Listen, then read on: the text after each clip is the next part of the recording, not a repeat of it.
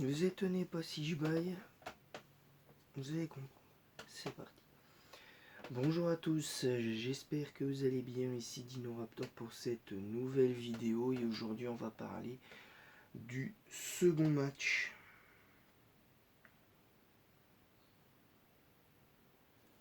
de l'équipe de France de son groupe victoire 2-1.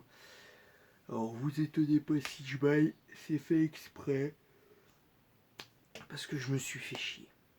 Voilà, j'ai pas d'autre mot, je me suis fait chier. Je me suis endormi, une équipe de France qui a certes gagné, mais qui a rien montré, contrairement face à l'Italie, on a senti une équipe de France plus fébrile. Et franchement, il n'y a pas de quoi fanfaronner.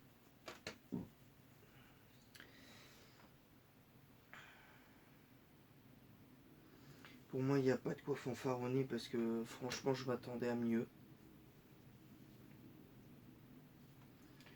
Je m'attendais à mieux, j'ai pas sauté. En plus,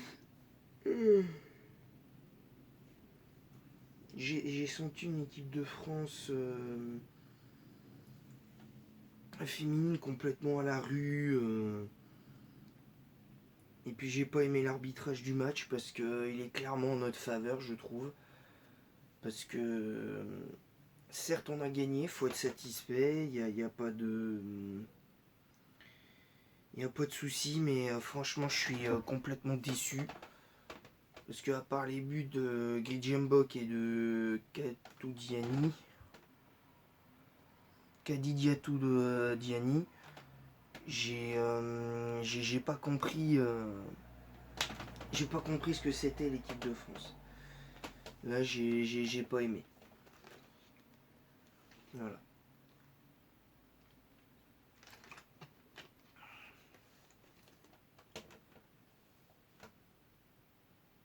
Donc voilà, puis à la sortie de Marie-Antoinette Katoto a un petit peu tout stoppé parce qu'avec quand il y avait Katoto sur le terrain, on voyait que l'équipe de France quand jouait bien, il y avait quand même du mouvement et elle savait ce que c'était que de représenter ce maillot. Ben là pour le coup j'ai rien vu.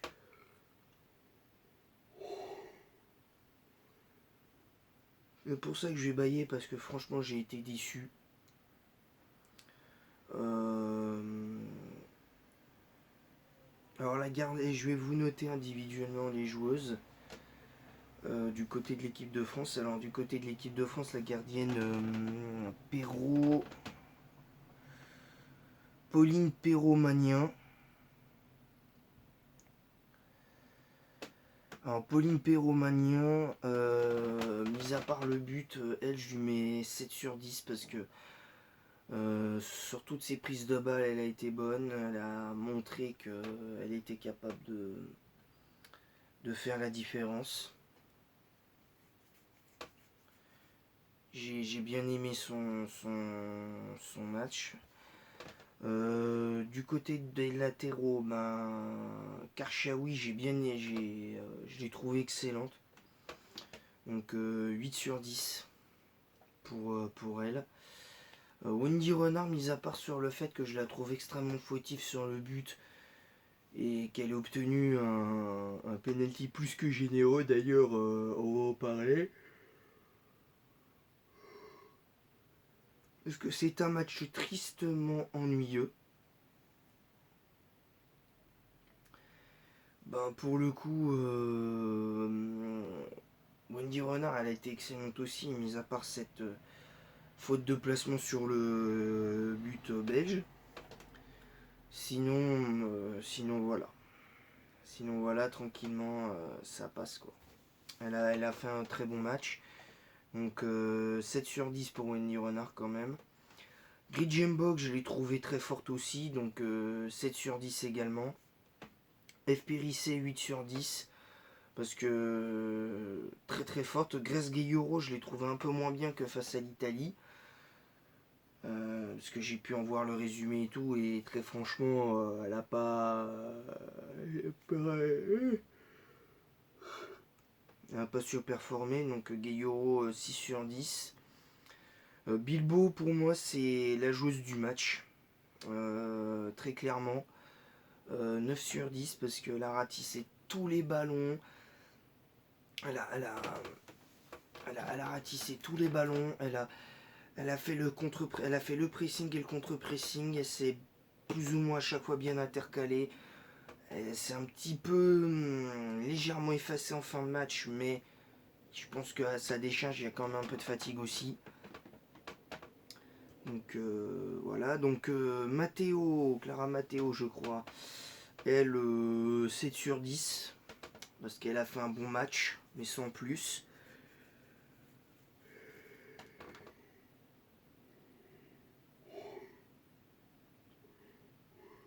Je vous l'ai dit, hein, c'était tellement ennuyeux que j'en baille.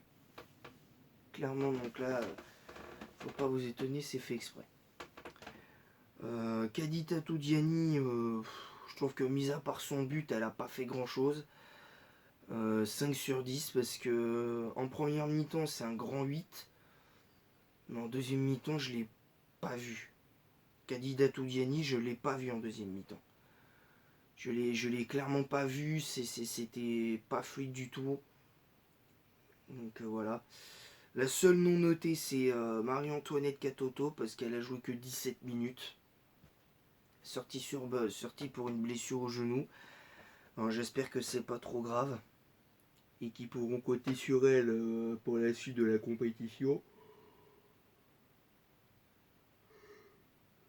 Parce que je trouve que sans elle, offensivement, l'équipe de France féminine, c'est une équipe de district, concrètement. Un seul être vous manque et tout est dépeuplé. De manière assez nette. Cascarino, je t'ai pas reconnu. Cascarino, je t'ai pas reconnu. Parce que les 20-25 premières minutes, t'as été au top. T'as fait des différences, t'as été forte et tout, mais bon. Voilà, pour le coup, voilà. Puis en deuxième mi-temps, puis en fin de deuxième partie de première période, t'as raté quasiment tous tes dribbles. T'étais pas. Quand t'avais des situations de frappe, t'as voulu trop en faire. Même en deuxième mi-temps, là, c'est du grand, mais grand n'importe quoi. Je n'ai pas apprécié. Je n'ai pas apprécié ton match. Donc toi, c'est 4 sur 10. Donc voilà. Sinon, pour moi, la performance globale de l'équipe était plutôt correcte. Enfin, non, même plutôt bonne. Mais pas aidée par la performance belge qui a joué à 10 derrière quasiment tout le match. J'ai pas aimé ce truc d'anti-jeu parce qu'on a été dans un faux rythme quasiment tout le long et ça m'a énervé. Ouais, je vous le dis, ça m'a énervé. Clairement, j'ai pas aimé. Et puis en plus, en deuxième mi-temps, on va en parler de l'arbitrage parce qu'encore une fois, je veux pas me cacher derrière ça, mais autant première mi-temps, ça va, la VAR a fait pour une fois son boulot. En deuxième mi-temps, je suis désolé. À un moment donné, Cascarino a fait une percée sur le côté gauche et elle se fait clairement choper avant le pénalty plus que généreux de Wendy Renard, obtenu par Wendy Renard. Ben, pour le coup,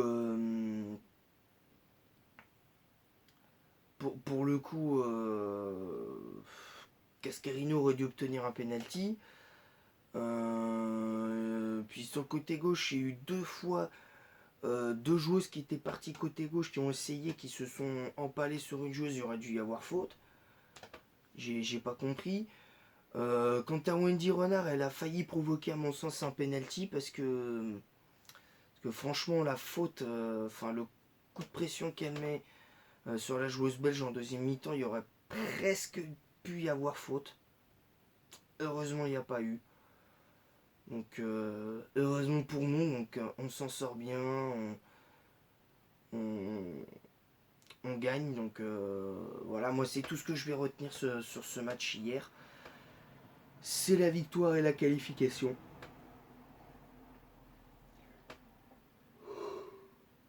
Parce que franchement, sinon, pour le reste, c'était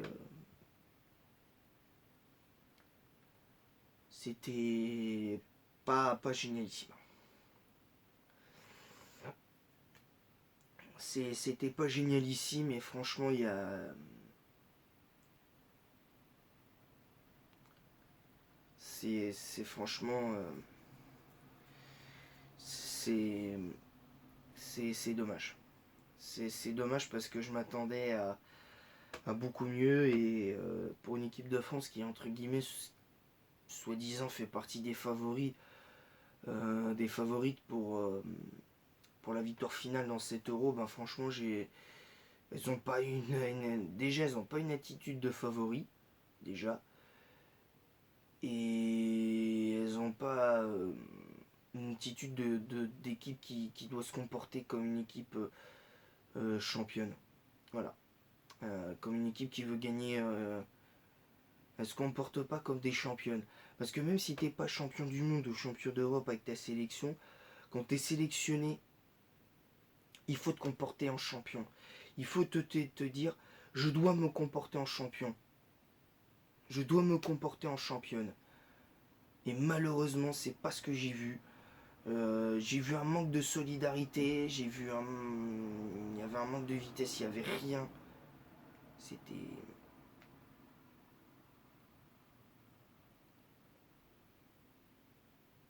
C'était pas terrible comme match. Franchement.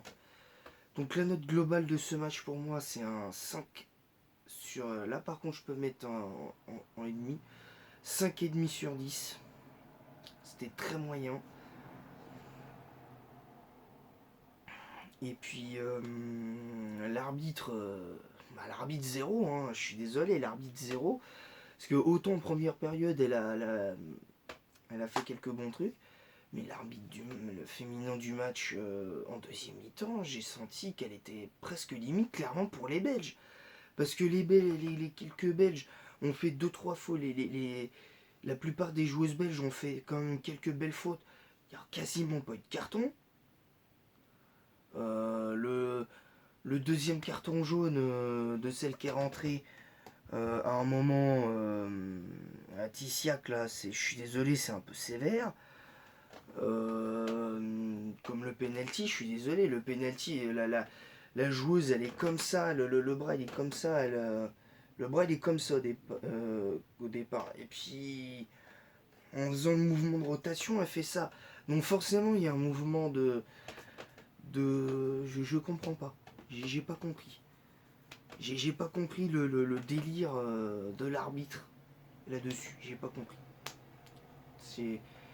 J'ai pas apprécié, franchement. Pour le coup, cette décision, elle est clairement en notre faveur, mais on rate le penalty. Franchement, très très mal tiré ce penalty de Wendy Renard. Alors même si on avait marqué ce but sur penalty, bon, je t'aurais dit ouais bon, penalty très généreux. Je t'aurais dit la même chose, mais j'aurais pas craché dans la soupe. Mais là c'est n'importe quoi là. Là pour moi c'est non, c'est n'importe quoi. Alors j'espère que lors du troisième match, là, face à l'Islande, on va être meilleur. Alors évidemment, on a pris les 3 points. On a 6 points. Hein, on a 6 points. Non, là c'est 7. 4 là, 2 ici. On a 4 points. Non, 7. On a 6 points, les amis. On a 6 points dans notre groupe. On a... On a gagné ce match. C'est le plus important. Moi, comme j'ai dit, ce que je retiens, c'est surtout la qualification. Parce que bien jouer et gagner, c'est toujours une bonne chose. Mais quand derrière tu joues bien et que tu perds comme aux États-Unis il y a 3 ans, je pense qu'à un moment donné, il faut être logique et de se dire, en étant plus ou moins objectif, que bien jouer n'est pas toujours synonyme de résultat. Voilà, c'est tout. La preuve, hein. Mis à part là, les 2 derniers matchs de l'équipe de France de Deschamps avec les 2 nuls là, face à la Croatie et puis et l'Autriche, les autres matchs on avait bien joué mais on n'a pas gagné. Donc forcément ça manque, il manque des choses. Forcément il manque des choses. Donc clairement déçu et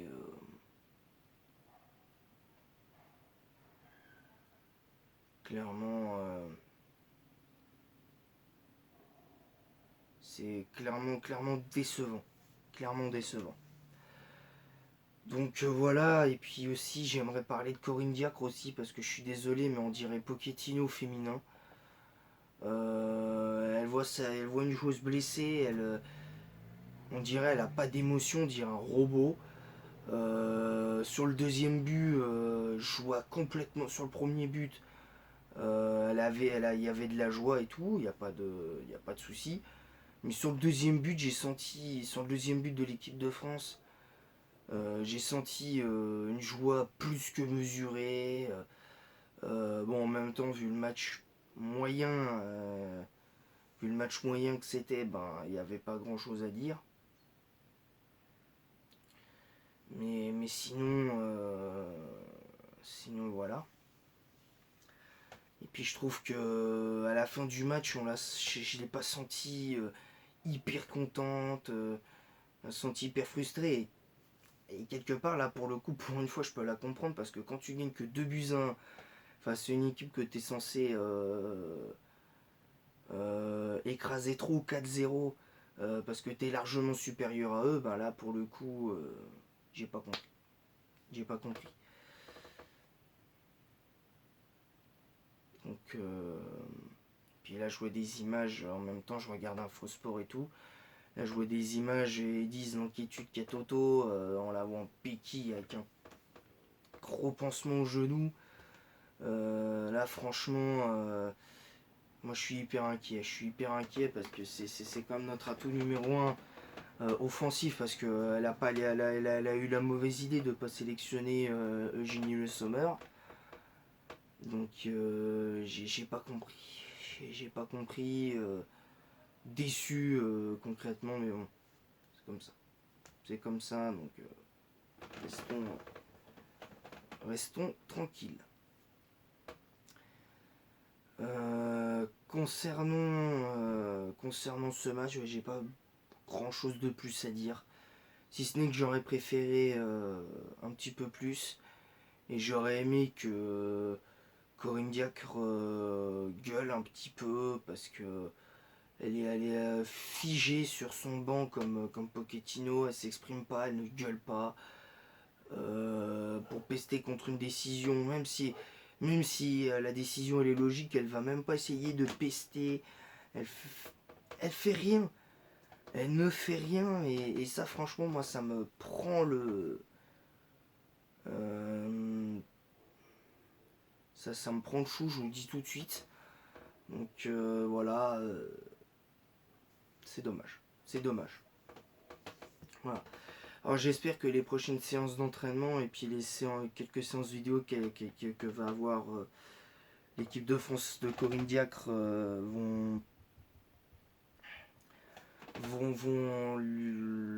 comment dire, devraient lui permettre de, je dis pas forcément de les engueuler en les insultant de tous les noms d'oiseaux, mais en les engueuler en leur disant eh oh, on est quand même l'équipe de France, on a peut-être pas une équipe de France féminine, on n'a peut-être pas comment dire, on n'a peut-être pas besoin de, on n'a peut-être pas de titre, mais on a envie de faire comme les garçons, on a envie de faire quelque chose de cohérent. Et là, non. Moi, je suis désolé, mais moi, un jour, je vous dis, je vais passer un diplôme d'entraîneur et je vais faire en sorte d'entraîner cette équipe de France féminine. Parce que je suis désolé, c'est pas possible là, d'être comme ça, d'être complètement à la rue sur le plan offensif. Même au milieu de terrain, à part Bilbao qui a surnagé, le reste c'était pas ouf. Quoi. Même si Grace Gueyoro a un petit peu aidé aux efforts, le reste c'était pas fou quoi. Le reste c'était pas fou. C'est dommage. C'est dommage. Voilà. Sinon voilà. Bon, en tout cas, voilà, j'espère que cette vidéo et ce débrief, bien que long, vous aura plu parce qu'il fallait quand même développer, fallait quand même développer certaines choses. Voilà, donc ce débrief foot est terminé, j'espère qu'il vous a plu et en attendant le prochain débrief de l'équipe de France féminine,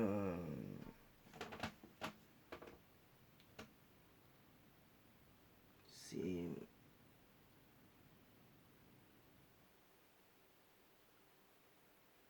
euh,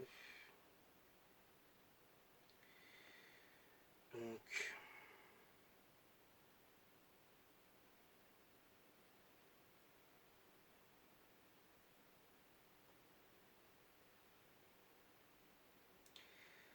Donc, le prochain match, c'est lundi prochain à 21h contre l'Islande. Alors, j'espère qu'on fera vraiment un meilleur match parce que franchement, c'était pas fou.